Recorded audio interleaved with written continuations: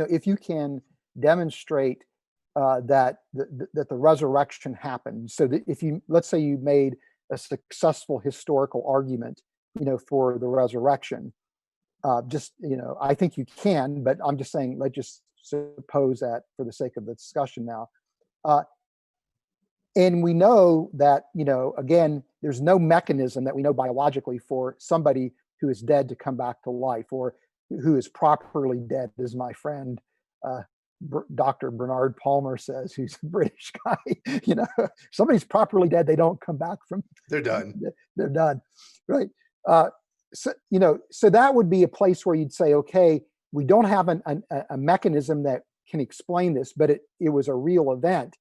So it looks as if something beyond, nature happened, beyond something that was supernatural happened, or that there's the work of agency involved in the resurrection of Jesus in this case, right? So this is a place where I think science can actually probe that question, at least getting you up to the point where you'd say scientifically, we can actually establish that this is an event that took place, where again it's operating outside the laws of nature.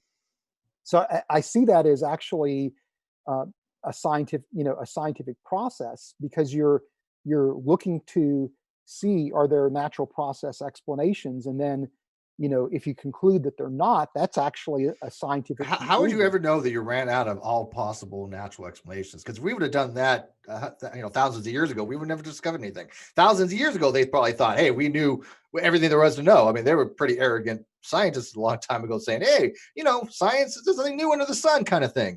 But don't you think that if science had not continued to refine itself and learn precept by precept and build upon the basis that, hey, look, we may not be able to understand this now or explain it now, we're going to table it until a point where we can, and they come back and revisit it.